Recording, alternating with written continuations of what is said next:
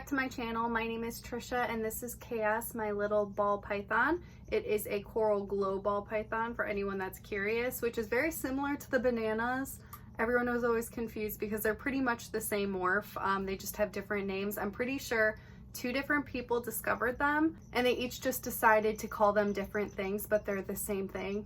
So it's interesting. So yeah, this is Chaos. He is not really feeling it right now, so he's in a ball, but I'm sure that he will come out later during the video because he usually does. So in today's video, we're going to be talking about myths about ball pythons. I really just woke up today and was just kind of in a mood to do a ball python video. So I was kind of thinking of topics, and I think that this one would be perfect because there's a lot of misinformation regarding ball pythons, and they're a very popular reptile to keep. So it's good to be able to know all of the true facts about these guys as well as the myths. Are you coming out now? He's still thinking about it. Oh, hello. Here he is. Hey, cutie pie. So the very first myth about ball pythons is that light stresses them out.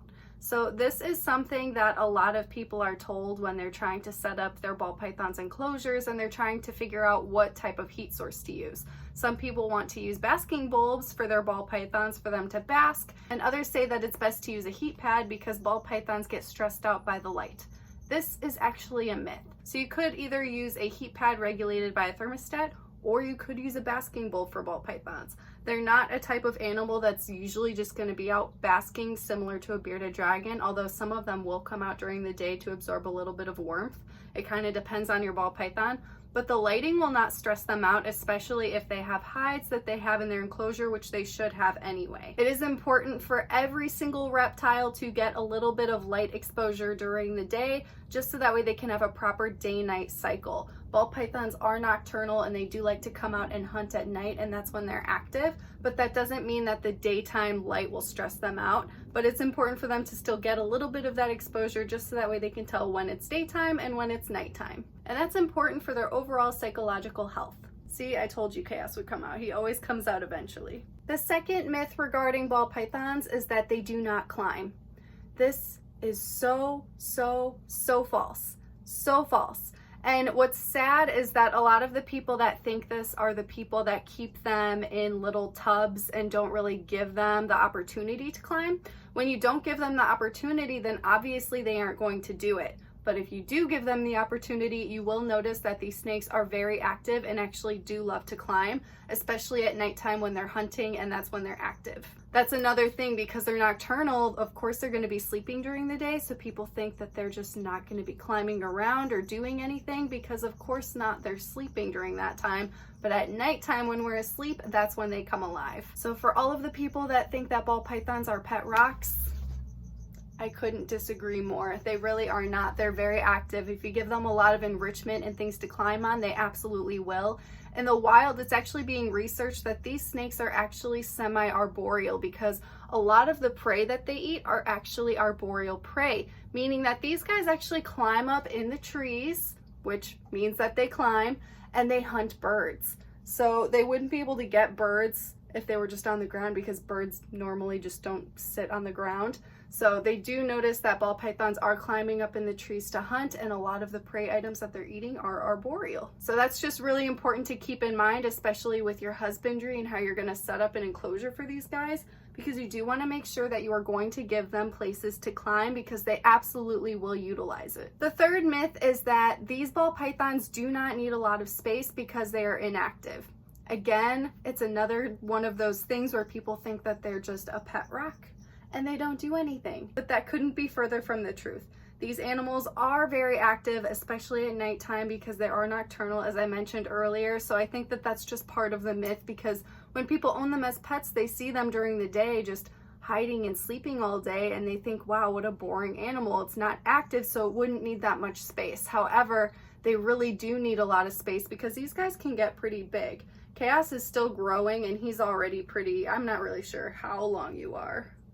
Maybe around 2 to 3 feet. It's really hard for me to tell, but they can get up to 5 to 6 feet. And because of that, you do want to make sure that you're giving them enough space to fully be able to stretch out. And again, if you give them enrichment and things to climb on and things for them to do, they will utilize it. So the more you can give them, the more that you're going to discover that your ball python is more active than you may have thought. The fourth myth is that UVB is pointless. So these animals do not require UVB. Most snakes in captivity don't. However, it isn't pointless. It can be beneficial to give some UVB exposure to your snakes because that is what they would get a little bit of exposure to out in the wild, so it's natural for them. They are hiding most of the day, so they may not get much, and that is a reason why people may not find it useful. However, it's not completely pointless and it can be beneficial, so it is better to add it if you can. The fifth myth is that ball pythons never strike. So this may sound kind of silly because for some people it's common sense, especially if you work with ball pythons and you just have an understanding of them and just snakes in general. Any animal that has a mouth and teeth has the ability to bite, and that's just a fact. A lot of people say that ball pythons don't bite because it is generally their reaction to just ball up and hide away when they feel threatened instead of striking. However, that doesn't mean that they never ever strike. So it is something to be aware of because some people like to sell ball pythons and say like, oh, it never bites, like they can guarantee it. That's never going to be a guarantee when you're working with an animal like this. So it is a myth to say something like that. I've actually been to reptile shows and there was a breeder and he was showing off some ball pythons and he handed my friend one and he's like, oh, they never bite.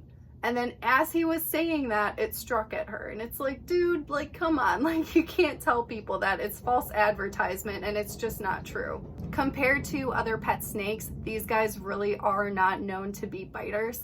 But if you get a baby, babies are a little bit more likely to bite just for two reasons. One is hunger striking, because basically the main relationship that you're going to have with these snakes is just feeding them when they're babies, and they're going to want to get all of that protein and grow. They are very, very hungry because they have so much growing to do. And because of that, they'll see you and get excited because they make the connection that you are the food source. And then sometimes just out of excitement and thinking that they're going to get fed, they may strike. The other reason is that they feel threatened. It's so funny because people are so afraid of snakes because they have teeth and they think they're so dangerous, but really that's their only defense. And they'll only do it if they feel really, really threatened. So, I mean, without that, it's just a squirmy little worm. So like they do need a little bit of defense, and babies are way more vulnerable, which is why they're a little bit more likely to bite because they feel threatened. Once you have the snake for a while and you build a relationship with it, it can get used to you and biting may not be an issue in the future at all. I have never been bitten by any of my snakes, but I will never tell people that they just will never bite. There's always a little bit of potential, and that's why it's important to be aware of it. The sixth myth is that ball pythons live in termite mounds. This is kind of a dangerous myth because people base that myth off of how they're going to care for their ball pythons. It also goes into the inactivity and the reason why they don't need to climb, because people think that they just hide in termite mounds all day, and that really isn't true. People that are actually studying ball pythons notice they aren't just always in termite mounds, they're actually in other places as well. And again, they're climbing, which is just groundbreaking news after hearing for so long that they're always just in termite mounds. There was one study where someone went to Ghana, Africa. I'm not sure if that's how it's pronounced. They were looking at ball pythons in the wild to see how active they were, and 55% of them were in the bush or near ponds, 25% of them were under rocks, 10% were under trees, and then 10% were in garbage. Like literal, I guess, piles of garbage that was around Africa. So it's important to realize that, again, like these animals are going to be hiding during the day. Giving them hides is essential when caring for them, but it's also important to recognize that they are doing other things and they are active, so it's important to give them climbing features and other enrichment in their setups. The seventh myth about ball pythons is that you can use their shed to measure how long they are. This is actually false for all types of snakes. I just thought I'd bring it up for ball pythons as well because people always make this mistake. When they do shed, the skin that comes off of them stretches out, so it's not an accurate depiction of how long your snake actually is. It's going to be much longer than your actual snake. So those are my 7 myths about ball pythons for today. If you guys can think of any more, please go ahead and leave it in a comment. I hope that this video was helpful, and I will see you guys in the next one.